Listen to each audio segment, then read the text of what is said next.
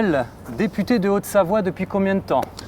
Depuis 9 ans, depuis 2007, donc j'achève mon deuxième mandat, voilà, fin du deuxième mandat. Est-ce que tu te représentes? Oui, je me représente au mois de juin de cette année, tout à fait. D'accord, et savoyard depuis toujours? Depuis toujours, originaire du Grand Bornand, donc une commune de ma circonscription, donc la deuxième circonscription de la Haute-Savoie. Voilà. Et comment va la dame?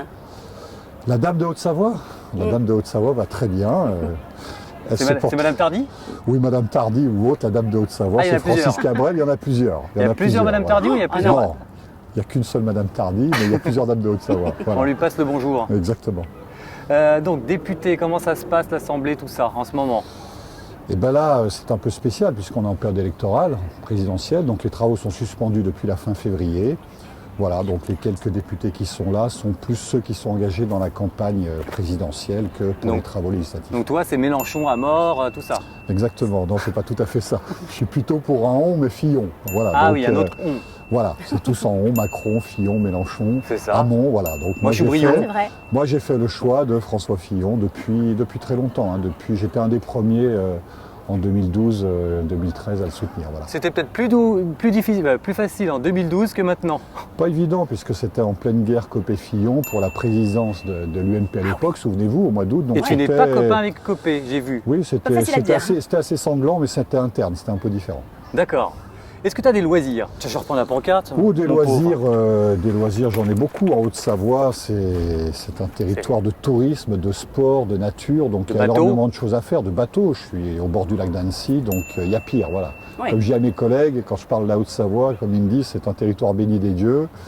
Vous avez besoin de rien parce qu'on a, on a vraiment un territoire magnifique. Joli cadre. Et il y a largement de quoi faire, il n'y a pas besoin de partir en vacances, on a tout sur place. Et tu es sportif? Oui, je suis sportif. Ouais. Tu fais quoi? Donc course à pied, marche en montagne notamment, et ski l'hiver, ça va de soi, puisque dans ma circonscription, j'ai plusieurs stations de ski, dont la Clusaz et Grand Bornand, qui sont les plus connues. C'est quoi ta réputation en politique? Bosseur. Voilà, bosseur, c'est-à-dire que j'ai que ce mandat de parlementaire. J'ai pas d'autres mandats, je suis pas maire, je suis pas conseiller départemental, donc je passe mon temps à l'Assemblée nationale, en moyenne 3 à 4 jours par semaine. J'appartiens à la commission des affaires économiques et j'assiste à l'ensemble des travaux des commissions. Donc sur ce quinquennat, j'ai été le député de l'opposition qui a fait adopter le plus d'amendements. Donc voilà, ça prouve qu'il y a un certain travail qui est fait sur les textes. Et sur quoi on te critique? Oh, je sais pas. Si tu sais. Sur mes positions peut-être, voilà, je dis ce que j'ai à dire indépendamment des consignes de groupe, donc quand je ne suis pas d'accord sur un texte ou sur une consigne de groupe, je le dis, que ce soit dans la majorité ou dans l'opposition, puisque j'ai connu un mandat dans la majorité, un mandat dans l'opposition, voilà, donc un député qui dit ce qu'il a à dire, qui n'est pas forcément consensuel. Un peu grande gueule.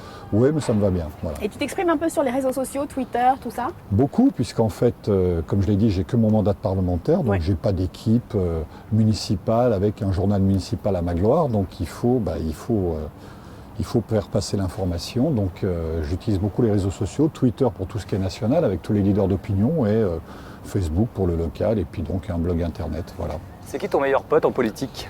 En politique, il n'y a pas de meilleur pote. Je m'entends bien avec l'ensemble de mes collègues d'une façon générale. Après, ce n'est pas des liens d'amitié, c'est des liens de travail.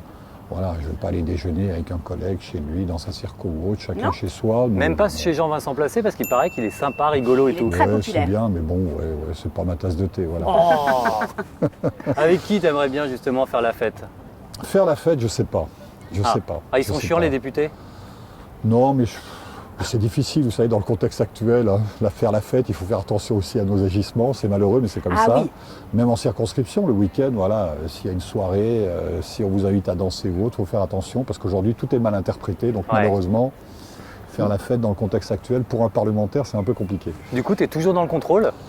Oui, on est toujours dans le contrôle, c'est chiant, mais on n'a pas le choix, parce que, encore une fois, où qu'on soit, même si c'est à titre privé, il y a toujours un smartphone qui se balade, il y a toujours quelque chose qui se balade et qui fait que n'importe quelle vidéo, n'importe quel propos peut être amplifié, déformé, et c'est comme ça que vous retrouvez... C'est un peu triste. Ben oui, c'est malheureux, mais c'est comme ça. Il y en a qui n'ont pas compris et malheureusement, c'est comme ça. Voilà. Donc à un mariage, s'il y a une macarena, tu ne peux pas te lâcher.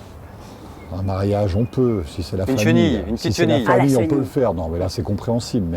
Mais dans d'autres contextes, il faut faire extrêmement attention, malheureusement.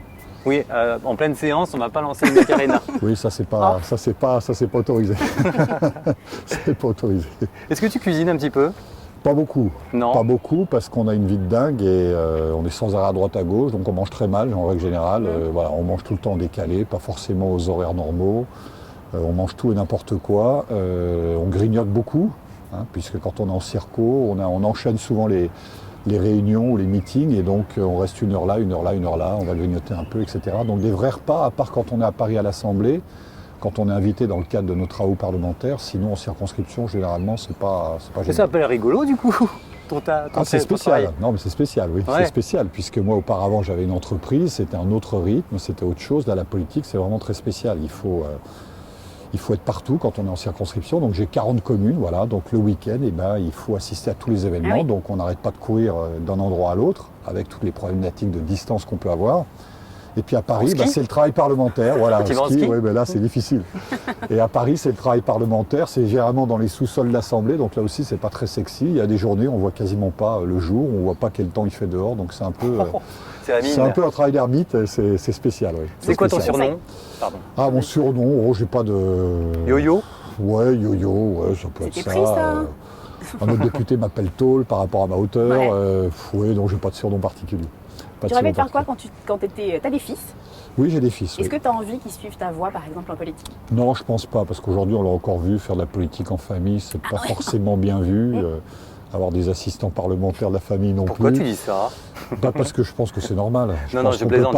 On peut pas transmettre ça de père en fils, et je pense qu'il faut un renouvellement. Moi, j'ai fait partie, quand j'ai été élu en 2007, de ce renouvellement. Voilà, je vais faire encore un mandat, et puis après, peut-être que je laisserai la place à quelqu'un d'autre, on verra. Mais je pense que voilà, il faut pas que la politique soit une fin en soi et que ça devienne une dynastie comme on a trop connu auparavant. Je pense que d'ailleurs le monde actuel veut du changement, que les députés ou les sénateurs qui étaient là 20, 30, 40 ans, je pense que ça c'est fini. Voilà. Oh non, regarde, moi je veux garder notre Jean-Pierre Raffarin. Hein. Oui, on verra bien. Mais au Sénat, oui, le mode d'élection est un peu différent à l'Assemblée. À l'Assemblée, c'est au scrutin universel, donc au suffrage universel. Je pense qu'il y aura un peu plus de rotation des parlementaires. T'es des amis, t'es proche des gens de gauche, certains socialistes? Alors encore une fois, comme je l'ai dit, j'ai la réputation d'être bosseur, et quand on est bosseur à l'Assemblée, on s'entend très bien avec les autres qui bossent. C'est-à-dire qu'il y a des gens à gauche, des communistes, André Chassaigne par exemple. C'est des gens qui bossent, donc on se respecte. On a à peu près un noyau de 150 parlementaires à être là très régulièrement. Les autres, on les voit quasiment pas.